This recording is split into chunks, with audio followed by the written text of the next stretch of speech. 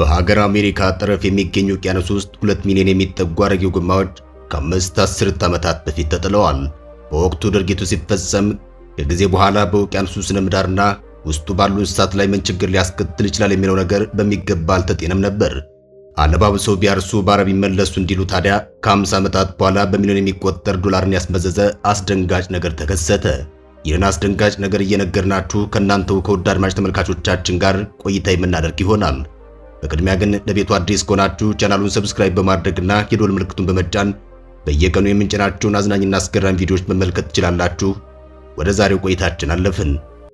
በአሜሪካዋ ፍሎሪዳ ከተማ በሚገኘው ፎንት ላውደርዴል የባህር ዳርቻ እንደ አውሮፓውያን አቆጣጠር በ1972 ከፍተኛ ችግርን ያዘለ አካባቢያዊ አደጋ ከተንጣለለው ውቅያኖስ ወለል በታች በመከሰቱ ምክንያት ብዙዎችን ማነጋገር ይጀምራል። ተፈጥሮ አሱባ ከነጥራቱ የቸረችውን ንጹህ እንዲሁም በውስጡ የሚኖሩ እንስሳት ህልውና ጥያቄ ውስጥ በመግባቱ ቀጥሎም ለብዙ አስርት ዓመታት የሚዘልቀውን ቀውስ ለመቅረፍ አዲስ መፍትሄ መታሰቡ ግድ እንደሚል አጽንኦት ተሰጠው። የመጀመሪያውንና ለቁጥር የሚታክተውን የጎማ ጭነት የያዘችው መርከብ ይዘውር የነበረው ካፕቴን ማይክ ሮበርትስ ሰራተኞቹ አሮጌ መኪና ጎማዎችን ወደ ውቅያኖስ ውስጥ ሲጥሉ ሲመለከት በሰራው ስራ ስኬታማነት ፊቱ በኩራት እየበራ ነበር። ግዳጁን ሲፈጽሙ የነበሩ ግለሰቦችም ምንም እንኳን በስራቸው ቢደሰቱም በዚህ ለሁሉም አይነት አሳና አሳ ነባሪ ዝርያዎች መኖሪያ የሆነው ውቅያኖስ ላይ በሰው ልጅ ሆን ተብሎ ታቅዶበት የተከወነው ይህ ፕሮጀክት በቅርቡ ወደ ስነ ምህዳራዊ ቀውስ እንደሚያመራ አላወቁም ነበር። ብዙ የሰው ኃይልን በማሰማራት የጣሉ ጎማዎችን ከየአካባቢው በመሰብሰብ ያልተፈለገ ቆሻሻን ውቅያኖስ ውስጥ በመክተት ለማስወገድ የታሰበውን እቅድ የወቅቱ መንግስት ለ4 ወራት ያክል እንዲቀጥል ፍቃድ በመስጠቱ በልዩ ልዩ መርከቦችና ጀልባዎች የተጫኑ እጅግ ብዙ ጎማዎች ከነመጫኛና ማውረጃ ክሬኖቻቸው ወደ ባህር ዳርቻው ተጉዘዋል። ቦታው ላይ ሲደርሱም በዚህ ፈታኝ ስራ ላይ በተሰማሩ የባህር ጠላቂዎች በመታገዝ የውቅያኖሱን ሞገድ ይቋቋማሉ ተብለው የሚታሰቡት ጠንካራ ገመድና የብረት ካቦዎችን ተጠቅመው ከመርከቡ ላይ ያሉትን የተደራረቡ ጎማዎች በጥንቃቄ በክሬን አውርደው በውቅያኖሱ የመጨረሻውን ላይ ያስቀምጣሉ። ይህ ሥራ ሲጠናቀቅም ከ2 ሚሊዮን በላይ አሮጌ ጎማዎች በባህሩ ላይ ተጣሉ ሲሆን እዚያ ውስጥ 35 የእግር ኳስ ሜዳዎች ተደምረው የሚይዙትን ቦታ ያክል የሸፈነ ነበር። የትልቅ ጥረትና ብዙ ወራትን የፈጀውን ፕሮጀክት ውጡንን የጠነሰሱ ሰዎች አዎንታዊ ተጽዕኖ ይኖራል ብለው ስላሰቡ በኩራት ስሙን ኦስቦርን ሪፍ ሲሉ ሰይመውታል። መጀመሪያ ላይ ትንንሽ አሳዎች ከጎማ መዋቅር ውስጥ ገብተው መውጣት ሲችሉና የጎማው ገጽ በአረንጓዴ ሲሸፈን ሲመለከቱ ተስፋ ሰጭና እንዲሁም ለውቅያኖሱ ስነ ምህዳር አስደናቂ ነገር እንዳከናወኑ እርግጠኞቹ ነው ቆይተዋል። ነገር ግን ዓመታት እያለፉ ሲሄዱ የሚጠበቀው የበለጸገ የባህር ሕይወት እንደታሰበው እውን መሆን ሳይችል ይቀራል። እነሱም ኦስቦርን ሪፍ ሲሉ የሰየሙት ፕሮጀክት የፈጠረውን ነገር አስፈሪ የጎማ መቃብር በሰለ። ከዓመታት በኋላም ሁኔታው እየተባባሰ በመምጣቱና የውቅያኖሶቹ ውሃና ወለሉ እየተበላሸ በመምጣቱ ቅዳሜና እሁድን ለሽርሽር ሄደው ከቤተሰቦቻቸው ጋር በባህር ዳርቻው ላይ ሲዝናኑ ከነበሩ ሰዎች ውስጥ አንዷ የሆነችው የ12 ዓመቷ ጄና ማርቲኔዝ አንድ እንግዳ ነገር ትመለከታለች። ከዚያ አባቷን ጠርታ ስታሳየው ከባህር ውስጥ በሞገድና ኃይለኛው ነፋስ ተገፍተው የወጡ ጎማዎች በትንንሽ የባህር ፍጥረታት ተሞልተው የውስጡን ዙሪያ ሸፍነው በማየታቸው አባትና ልጁ ግራ ቢጋቡም ከዚያ ሰዓት ጀምሮ ግን ድርጊቱ ምን ያክል አውዳሚ እንደሆነ ጉልህ ማስረጃ ተገኘበት።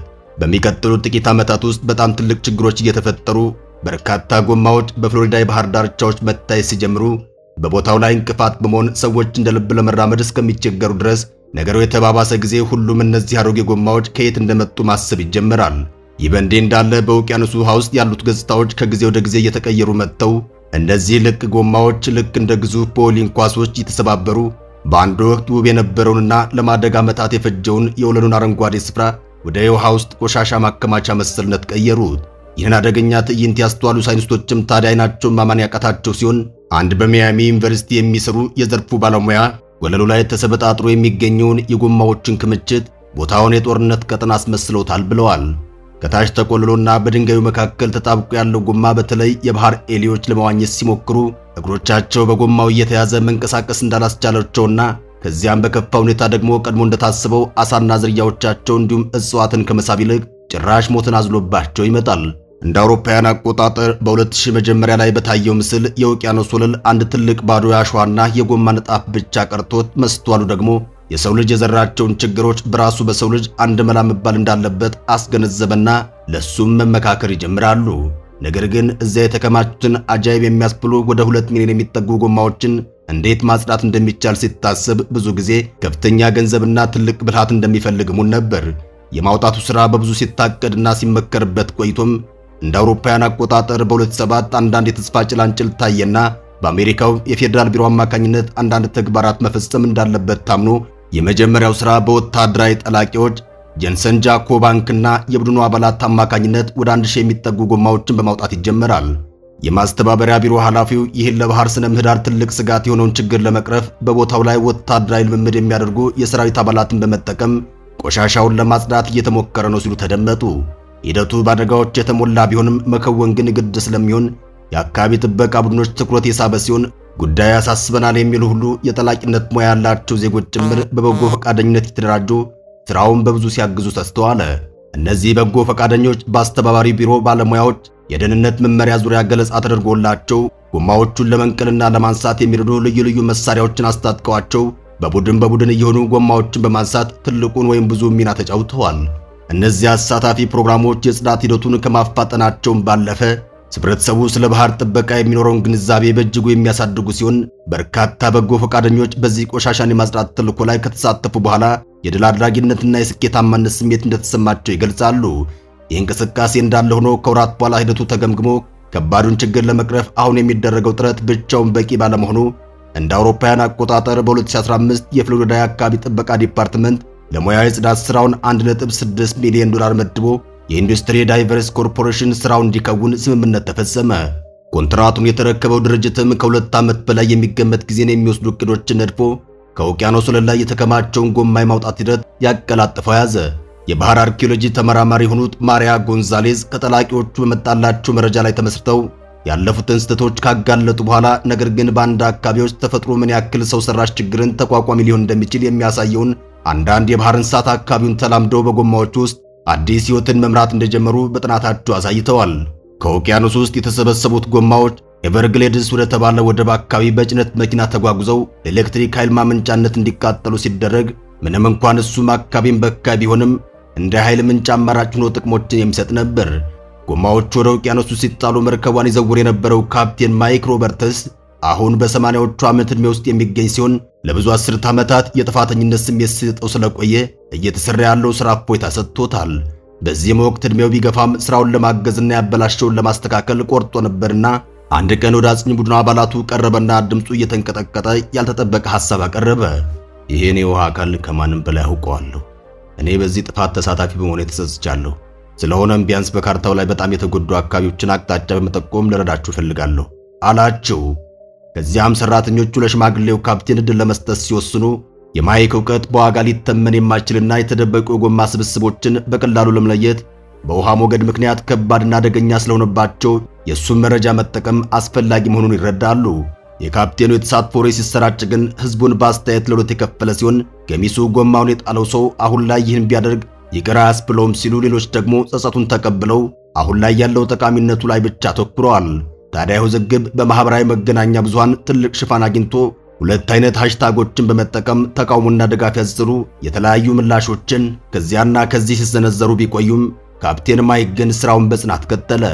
ካፕቴኑ በሰጠው መረጃ መሰረት የተለያዩ ቦታዎች ሲፈተሹ በጎማዎቹ መካከል እያደገ የመጣ ሌላ መርዛማ ተክል በመኖሩና ያም ይበልጥ አውዳሚ ስለነበር በሱ ጥቆማ የተገኘው ስፍራ ላይ ያለውን ጎማ ማስወገድ እጅግ ጠቀሜታማ ያለው መሆኑን እንዲያውቁ ለዘርፉ ተመራማሪዎች አዲስና ጠቃሚ ግንዛቤዎችን ሰጥቷል። ሳይንቲስቶቹ ግኝቱ አካባቢው በቶሎ እንዲያገግም ስለሚረዳ ካፕቴን ማይክ ስራውን ለማገዝ ባደረገው ጥረት በከፍተኛ ሁኔታ መሰገኑት። ካፕቴኑን ባህር ዳርቻው ላይ ቆሞ ጎማዎቹ እየወጡ ለዳግም ጥቅም በመኪና ሲጫኑ ሲመለከት አይኖቹ በእንባ ተሞልተው ይህን ምስቅልቅል የጀመርኩት እኔ ጭምር ነበርኩ፣ ነገር ግን ተስተካክሎ ለማየት ረጅም ዕድሜ በመኖሬ አመስጋኝ ነኝ።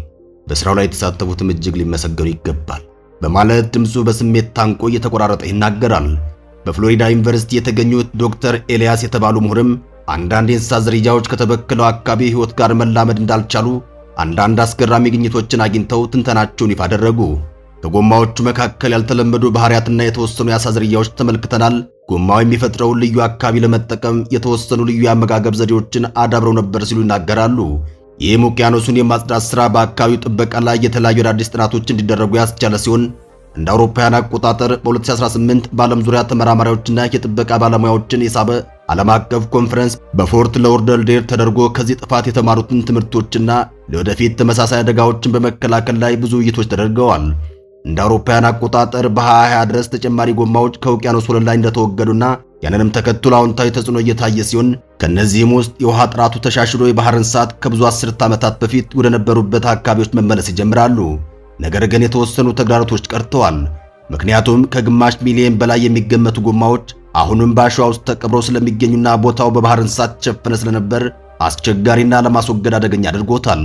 የጽዳት ቡድን አባላት ጎማዎቹን የማስወገድ ሂደቱ ከ20 እስከ 50 ዓመታት ውስጥ መከወን እንደሚገባቸውና በችኮላ የሚሰራ ከሆነ በማገገሚያ ስነ ምህዳሩ ላይ ተጨማሪ ጉዳት ሊያደርስ ስለሚችል መፍትሄዎቹ ከአደጋዎቹ ጋር ማመጣጠን ግድ እንደሆነ ያምናሉ።